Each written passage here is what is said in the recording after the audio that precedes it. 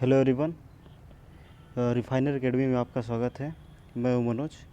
आज हम लोग गति का जो सीरीज़ चालू कर रहे हैं उसका ये पार्ट 2 है।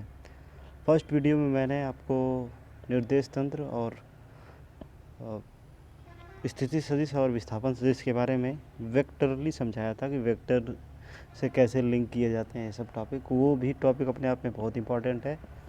और इस टॉपिक में हम लोग बहुत ही इम्पॉर्टेंट कंसेप्ट को सीखेंगे जो आपके लिए एक बहुत बड़ा अंडरस्टैंडिंग डेवलप करेगा आगे चैप्टर को पढ़ने के लिए। अगर आप लोगों को ये सीरीज़ अच्छी लग रही हो तो प्लीज़ चैनल को सब्सक्राइब कीजिए। और ये अगर बातें समझ में आती हैं, वीडियो अच्छे लगते हैं तो आप लाइक कर सकते हैं, वीडियो को दोस्तों के साथ शेयर कर सकते हैं। इस चैप्टर में जो हम लोग पढ़ने जा रहे हैं ये बहुत ही इम्पोर्टेंट सेगमेंट है। अगर पूरे फिज़िक्स की बात करें तो ये कुछ फिज़िक्स के कुछ बहुत से इम्पोर्टेंट टॉपिक होते हैं, उनमें से अगर इसको रेटिंग दी जाए तो ये समझिए कि ये 5 रेटिंग वाला पॉइंट है। इसमें इतने इम्पोर्टेंट पॉइंट है कि इसको पढ़े बिना आप फिज़िक्स को आगे समझ नहीं पाएंगे। ये चैप्टर बहुत ही ज़्यादा इम्पोर्टेंट होने वाला है आप लोगों के लिए। और स्पेशली अगर आप लोग गवर्नमेंट एग्ज़ाम की प्रिपरेशन करते हैं उसके लिए भी, तो आपको इसमें सिर्फ मैं बेसिक पॉइंट्स जो इससे रिलेटेड जो पूछे जाते हैं वही सब मैं इसमें ज़्यादा डिस्कस कर रहा हूँ। ऐसे टॉपिक जिसमें पीएचडी करना है वो हम लोग डिस्कस नहीं करेंगे, क्योंकि इसमें वही सब चीज़ें इंक्लूड की गई हैं जो आपके लिए एक कॉन्सेप्ट बिल्डिंग का काम करेगा। और साथ ही साथ आप देखेंगे कि जितने भी एग्ज़ाम होते हैं उसमें इसी से रिलेटेड आपसे क्वेश्चन पूछे जाएंगे। फिज़िक्स का बहुत अंडरस्टैंडिंग वाला ये सीरीज़ है और इसको अच्छे से आपको करना होगा। कंटिन्यू करते हैं आपका ये सेकेंड पार्ट। आप लोग ध्यान से देखिए इसको।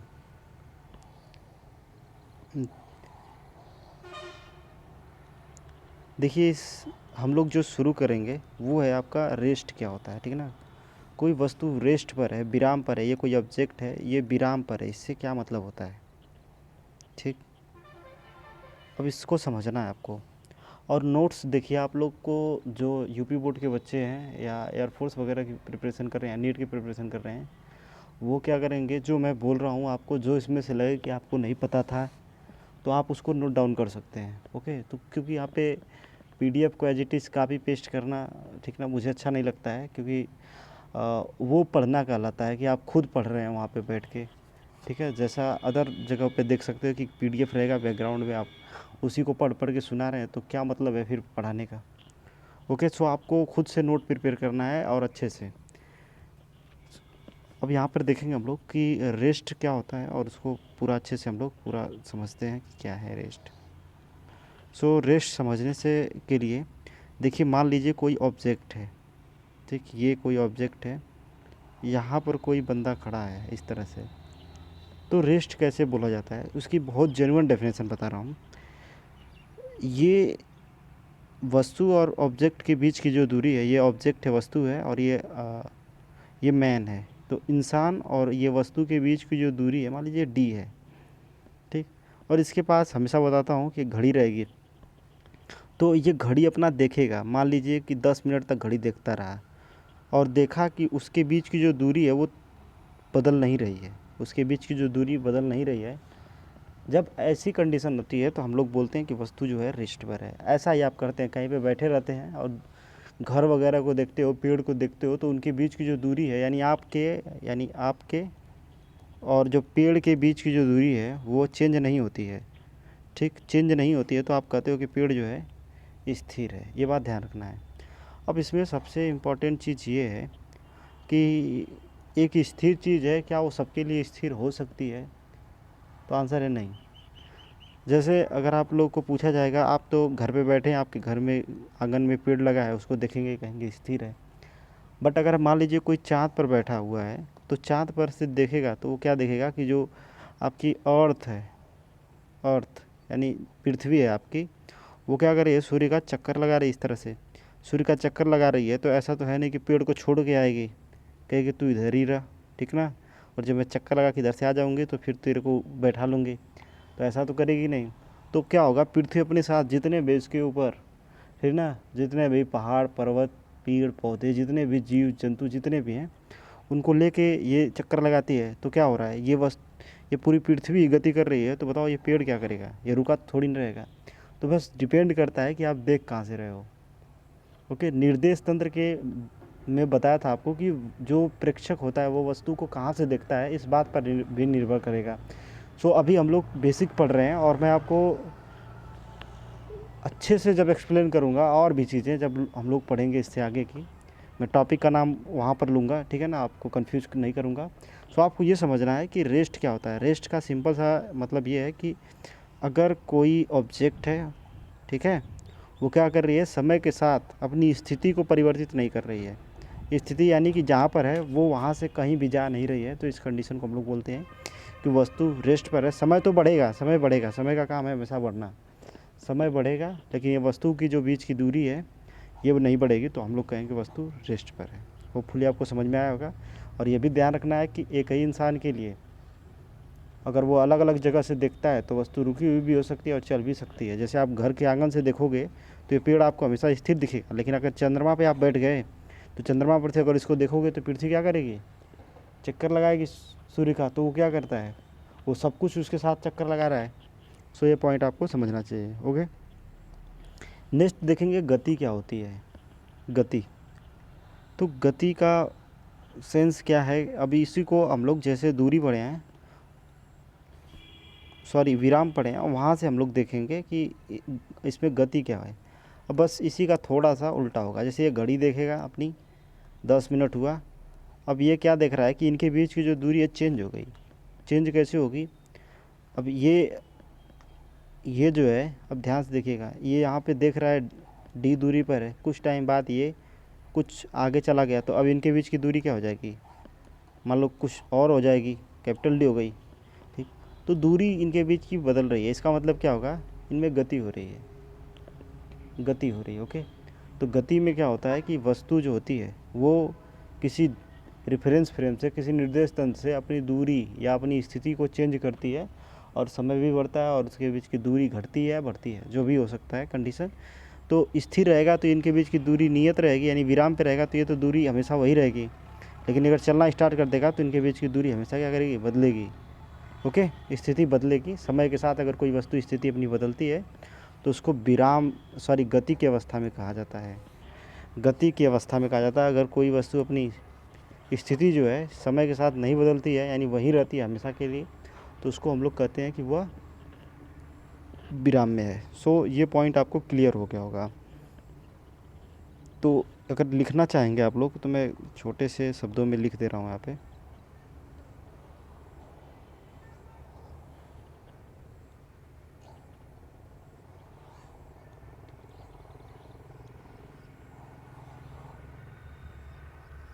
देखिए, अगर कोई वस्तु है समय के साथ स्थिति में परिवर्तन, स्थिति में अगर परिवर्तन होता है,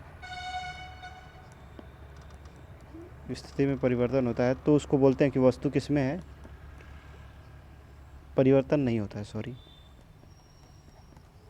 उसकी स्थिति में परिवर्तन नहीं होता है तो उसको कहते हैं हम लोग कि वस्तु रेस्ट पर है, यानी ये अपनी स्थिति नहीं बदलेगी। यानी ये ऑब्जेक्ट था, ये इंसान है, इनके बीच की दूरी नहीं चेंज होगी, तो हम लोग बोलेंगे ये रेस्ट पर है।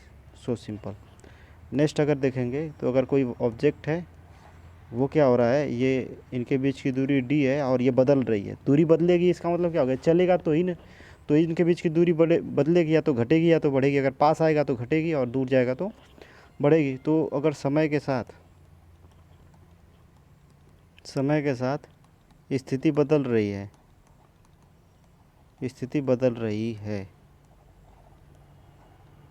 तो उस वस्तु को गति की अवस्था में कहा जाता है। सो ये सब आपको नोट कर लेना है, गति की अवस्था में कहा जाता है। ये नोट्स के लिए आपके इम्पोर्टेंट है। तो गति को समझ गया और स्थिति को। नेक्स्ट टाइप देखेंगे हम लोग, गति के प्रकार क्या होता है। ओके, तो गति के प्रकार में हम लोग अच्छे से इसको समझेंगे कि गति के प्रकार, कितने प्रकार की गति हो सकती है। तो गति का मतलब चलना है, और किस से चलेगा, किस प्रकार से चलेगा, तो उसको हम लोग देखेंगे। सबसे पहले चीज़ देखेंगे सरल रेखीय गति क्या होती है। ठीक है। तो जैसे कोई कण होता है, कण, ठीक है ना, कण है, अगर वो क्या करता है सीधी रेखा में से गति करता है तो हम लोग कहते हैं ये सरल रेखीय गति है, सरल रेखीय गति, ठीक है। और ध्यान रखना है कि जब कोई एक वस्तु होती है, वस्तु में क्या क्या हो सकता है। अच्छा, कण क्या होता है? कण बेसिकली जैसे बिंदु आप लोग बोलते हैं, बिंदु क्या होता है जिसकी लंबाई चौड़ाई कुछ नहीं होती। इसी तरह कण का नाम संज्ञा दी जाती है फिजिक्स में। पार्टिकल का मतलब होता है कि जिसका द्रव्यमान बेसिकली जीरो के करीब हो, एकदम इतना छोटा हो, सरसों से भी छोटा, कि वो जब चले फिरे तो उसकी जो डायमेंशन है, उसकी जो त्रिज्या वगैरह है, जो उसकी लंबाई चौड़ाई है, वो रास्ते की लंबाई को अफेक्ट ना करे मेजरमेंट करते समय। सो थोड़ा डीप का पॉइंट है, बस आपको ये याद रखना है कि छोटा सा कोई होगा, कुछ भी होगा, सरसों का दाना इतना, वो अगर सरल रेखा पे गति करता है तो उसको हम लोग कहते हैं सरल रेखी गति। लेकिन कोई वस्तु जब होती है, वस्तु जैसे ट्रेन होता है, बस है, ट्रक है, या इंसान है, या कोई जानवर वगैरह जब चलता है सीधी रेखा में एकदम, तो उसको हम लोग कहते हैं स्थानांतरी गति कर रहा है, वो स्थानांतरी गति। जैसे ट्रेन चल रही है, ठीक है, बस चल रही है, कार चल रही है, तो उसको हम लोग कहते हैं स्थानांतरी। तो सरल रेखी गति में क्या होता है कि कण चलता है, और स्थानांतरी गति में वस्तु चलती है। वस्तु और कण में, वस्तु देखिए बड़ी चीज़ को बोला जाता है वस्तु, और कण जो होता है बेसिकली बहुत छोटा पार्टिकल होगा जिसकी लंबाई चौड़ाई ऊंचाई बहुत ही कम होगी या जीरो के बराबर होगी। सो ऐसा समझ सकते हैं। अब यहाँ पर देखिए, अब यही कॉन्सेप्ट इसमें देखना है, वृत्तीय गति, घूर्णन गति। आप समझिए बात को कि इनके बीच में अंतर कर पाना बहुत ज़्यादा, जो फिजिक्स पढ़ते हैं ना उनके बीच में बहुत ज़्यादा प्रॉब्लम हो जाता है कि सरल रेखीय गति क्या है, स्थानांतरित गति क्या है।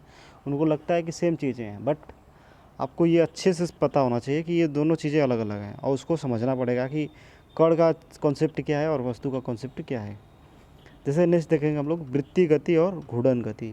तो वृत्तीय गति में क्या होगा कि एक कोई कण रहेगा, ये कण है, कोई छोटा सा कण है, वो अगर वृत्तीय गति करता है इस तरह से, तो हम लोग कहते हैं कि ये एक किसी का चक्कर लगाता है, किसी पॉइंट के चारों ओर घूमता है, तो उसको कहते हैं वृत्तीय गति, ये वृत्तीय गति। लेकिन मान लीजिए कि जैसे कोई वस्तु है, ठीक है, कोई वस्तु है, वो क्या करे, किसी अक्ष के परितः घूम रही है। जैसे मान लीजिए ये कोई मतलब छड़ वगैरह है, ये क्या कर रहा है, इसके चारों ओर, ये वस्तु है, ध्यान रहे, वस्तु जब ऐसा घूमने स्टार्ट कर देती है तो उसको हम लोग कहते हैं घूर्णन गति। तो यहाँ पे ध्यान रखना है, वस्तु के लिए यूज करेंगे घूर्णन गति, और जब कण होगा तो उसके लिए यूज करेंगे वृत्तीय गति। ओके। अब अगला चीज़ है दोलन गति, और अगली चीज़ है कंपन गति। देखिए इसमें क्या करना होता है कि दोलन गति क्या होता है कि जैसे कोई वस्तु है, जैसे आप लोग सरल लोलक देखे होंगे, उसमें एक मेटल का कुछ लटका होता है, ठीक है ना, बॉब कहते हैं इसको। ये क्या करता है, अगर इसको यहाँ पे ला के छोड़ देंगे तो ये इस प्रकार से मोशन करेगा, इधर जाएगा, फिर इधर जाएगा, फिर इस तरह से ये पूरा इधर गया, इधर आया, इधर आया, इस तरह से मोशन करेगा। तो इसको हम लोग कहते हैं दोलन गति। कोई वस्तु रहेगी, ठीक, किसी पॉइंट के इधर उधर वो गति करेगी, तो दोलन गति। ये पूरा चैप्टर है, आपको डरना नहीं है। जब चैप्टर चालू होगा तो उसके बारे में हम लोग डिटेल एनालिसिस करेंगे, बट यहाँ पे ये हम लोग बेसिक पढ़ रहे हैं। ओके, बस आइडिया ले रहे हैं कि ऐसे ऐसे पढ़ना हमको। अगला चीज़ है कंपन गति। कंपन गति क्या होता है कि इसमें भी एक तरह का दोलन गति होता है, लेकिन कण रहेगा, और कण इतना तेज करेगा कंपन, जैसे आप लोग देखे होंगे कि कोई ऐसे समझ लीजिए कोई थाली वगैरह गिर जाती है तो कितना तेज झंझन झंझन करती है, जैसे घर में किचन वगैरह में गिर जाता है, तो इस प्रकार का जो साउंड होता है उसको हम लोग कहते हैं कि वाइब्रेट कर रही है। वाइब्रेशन, जैसे फ़ोन आता है तो वाइब्रेशन में रहता है फ़ोन, तो ऐसा नहीं कि फ़ोन उठ के ऐसे लगता है कि ऐसे झलुआ की तरह वो करने लगे, ठीक है ना, इधर उधर, तो ऐसा नहीं करता, वो बहुत तेज़ वाइब्रेट करने लगता है, तो उसमें वाइब्रेटर लगे रहते हैं। तो कंपन गति में कोई कण होता है, बहुत तेज़ गति से अगर कोई दोलन होता है तो वहाँ पे उसको हम लोग कंपन कहते हैं। इसमें आयाम बेसिकली बहुत छोटे होते हैं। अब आयाम क्या है कि जैसे ये कितना दूर इधर जा रहा है, ये अपनी मीन पोजीशन है, यहाँ पे ये जैसे ये वाला पॉइंट मीन पोजीशन है, इससे कितनी दूर जा रहा है, इस दूरी को आयाम कहते हैं। तो जब वाइब्रेट करता है तो आयाम बहुत छोटे होते हैं, यानी फ़ोन एकदम धीरे धीरे वाइब्रेट करता है, बहुत दूर नहीं जाता है, वो एम्पलीट्यूड उसका कम होता है। सो वहाँ पे कंपन गति यूज करते हैं। नेक्स्ट देखेंगे, होपफुली समझ में आया होगा। अब गति के कुछ प्रकार होते हैं जिनको पूछा जाता है कि 1D 2D 3D के बारे में आप क्या समझते हैं, इनके मोशन के बारे में आपको बताना है। 1D मोशन, 2D मोशन, और अच्छे से इसको मैं बता दे रहा हूँ। आपको लिंक करना है, अगर इससे रिलेटेड अगर कोई डाउट होता है तो आप कमेंट सेक्शन में बता दीजिएगा अभी टॉपिक पढ़ने के बाद, बट मैं कोशिश करूँगा उसको अच्छे से एक्सप्लेन कर देता हूँ। ओके, जैसे देखिए, अगर कोई कण जो है, कोई कण वो एक सीधी रेखा में गति करता है, कहीं भी और डायरेक्शन में मुड़ता नहीं है, किसी भी डायरेक्शन में मुड़ता नहीं है। जैसे गोली फायर करते हैं आप लोग तो वो सीधे जाती है एकदम इस तरह से, तो सीधे जाती है। ओके, तो इसको हम लोग कहते हैं कि ये 1D मोशन कर रही है। तो 1D मोशन कैसे कर सकती है? अगर आप लोग एक्सिस देखेंगे, एक्सिस में कोई वस्तु है, या तो यक्स की तरफ जाए एकदम सीधे, या वाई की तरफ जाए, या जेड की तरफ जाए, तो अगर सिर्फ एक ही एक्सिस की तरफ जाएगी तो उसको हम लोग बोलेंगे कि ये 1D मोशन कर रही है। ओके, अब यहाँ पे देखते हैं 2D मोशन क्या है। 2D मोशन में क्या होगा, वस्तु जो होगी ये दो विमाओं में गति करेगी। दो विमाओं मतलब या तो देखिए यक्स एक्सिस पे, वाई एक्सिस पे, दोनों पे, या वाई पे, जेड पे, इन दोनों पे, या जेड पे, या एक्स पे, इस तरह से गति करेगी। अब इसको कैसे एनालिसिस कर सकते हैं? सबसे बढ़िया इसका एग्जांपल है प्रक्षेप गति। अगर आप लोगों ने वेक्टर सीरीज़ का मैंने कंपोनेंट लेना सिखाया था, उसमें अगर एक वीडियो है शुरुआत में प्रक्षेप गति के बारे में, उसमें अच्छे से समझाया हूँ कैसे 2D मोशन उसको कहा जाता है, यानी द्विविमी गति। इसको समतल में भी गति कहा जाता है, क्योंकि समतल हमेशा 2D होता है। अगर अब बहुत बेसिक से समझते हैं, जिसमें लंबाई होती है तो उसको 1D कहते हैं, जिसमें लंबाई चौड़ाई होती है उसको क्षेत्रफल या उसको समतल कहते हैं, और जिसमें लंबाई चौड़ाई ऊंचाई तीनों होता है तो उसको 3D कहते हैं। तो देखेंगे आप लोग को मैं उसमें समझाया हूँ, आप एक बार प्लीज़ वॉच कर लीजिएगा उस वीडियो को। मैं उसका लिंक जो है डिस्क्रिप्शन में दे दूँगा, उसको आपको देख लेना है। और देखेंगे कि मैं बताया था कि इसका जो शैडो है, ये जो पार्टिकल जब ऊपर जाता है तो इसका एक परछाई जो होता है हम लोगों ने नीचे बनाया था, और जब नीचे बनाया था तो नीचे ये ऐसे जाता है, और साथ में इसका शैडो इस साइड भी, यानी कि ऊपर भी जाता है। तो जैसे ये ऊपर जाके फिर नीचे आता है, और ये इधर से सीधे चला जाता है। तो देखिए, इधर भी एक मोशन हो रहा है, इधर भी एक मोशन हो रहा है, तो दो तरह का मोशन हो रहा है। इसको हम लोग कहते हैं 2D मोशन। तो प्रक्षेप गति आपको ध्यान रखना है कि प्रक्षेप गति जो होता है वो बेस्ट एग्जाम्पल है 2D मोशन का।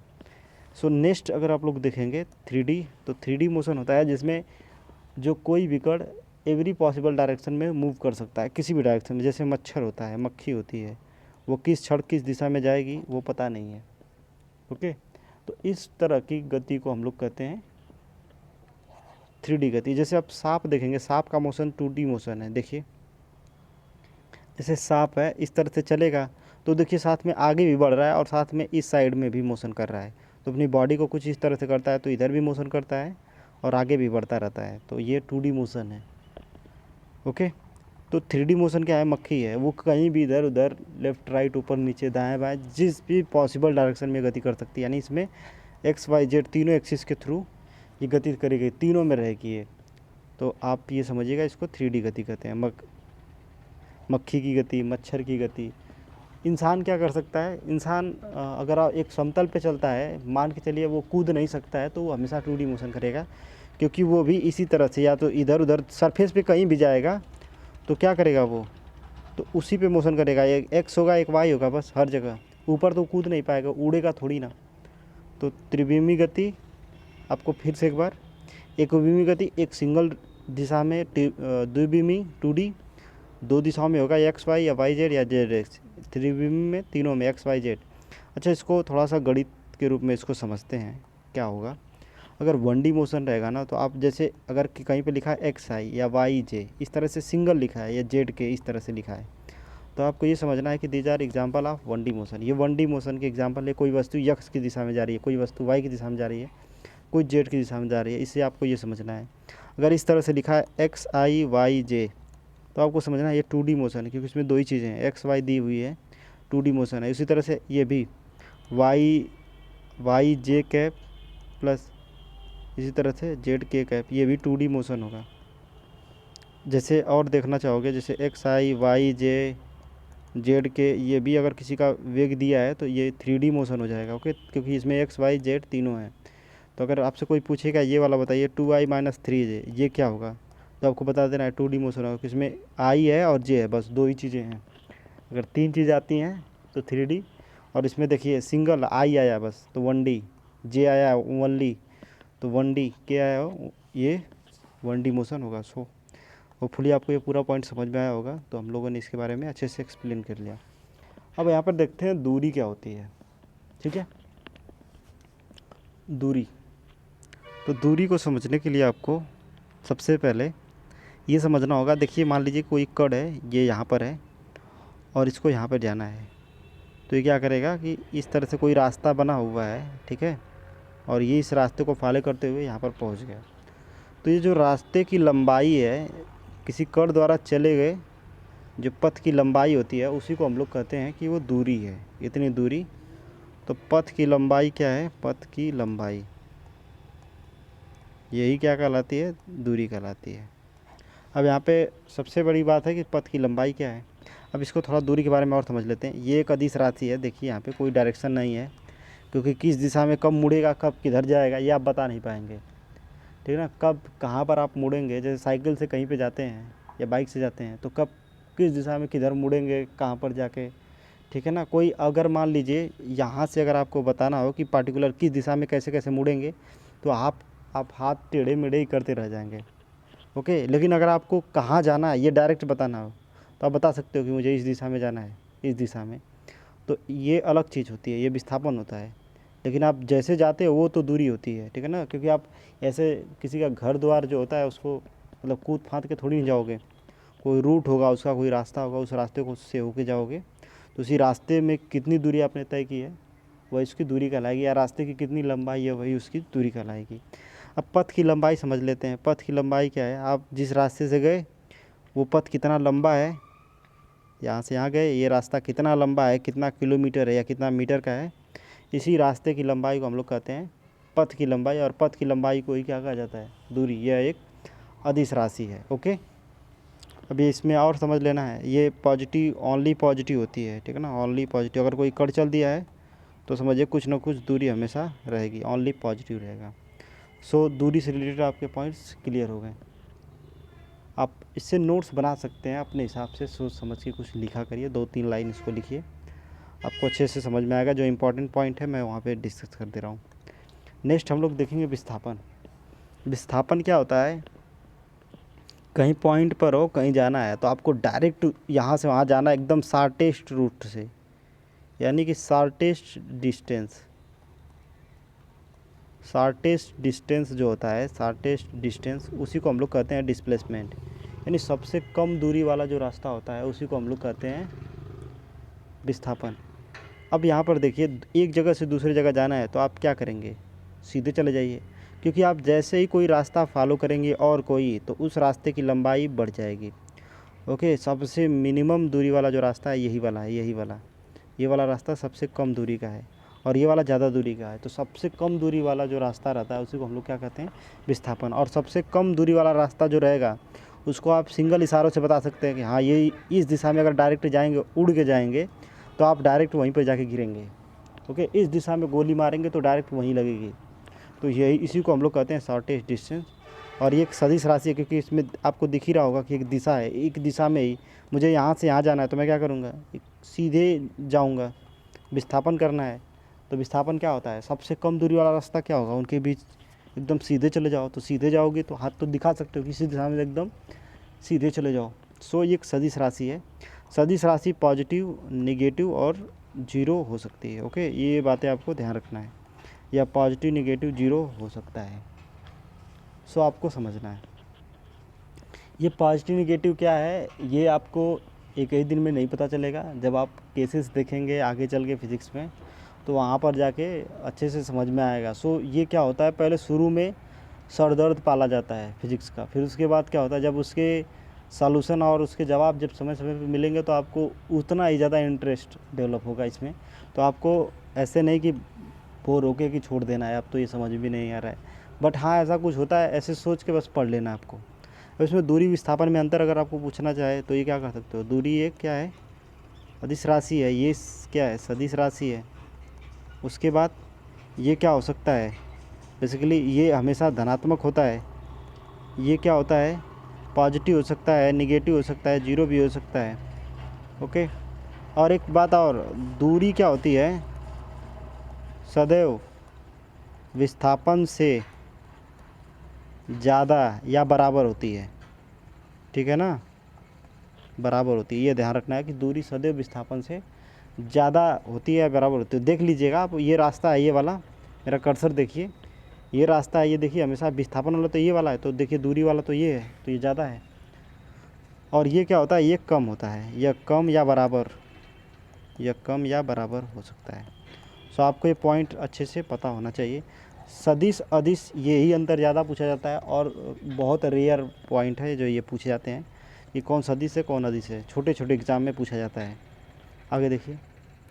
सो ये टॉपिक अभी हम लोग जो पार्ट 2 कर रहे हैं, शायद वीडियो थोड़ा लेंथी बन गया है, और कोई नहीं, मुझे समझाने में थोड़ा सा समय लगा है। मैं सोचा हूँ कि आपको पॉइंट अच्छे से क्लियर हो जाए। सो ये वीडियो आपको कैसा लगा है उसके बारे में आपको कमेंट सेक्शन में ज़रूर बताना है, और ये शेयर करना है।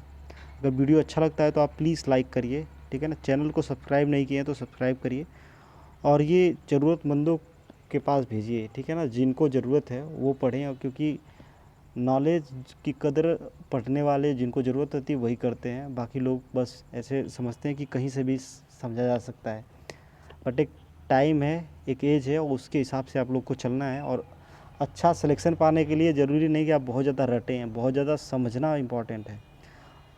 और रटना आपको कुछ भी नहीं है, मैं आपको अच्छे से एक्सप्लेन कर दूंगा। आप वीडियो को 2-3 बार अगर देखेंगे रिपीट करके, तो आप पाएंगे कि काफ़ी कुछ आपको समझ में आएगा। ओके।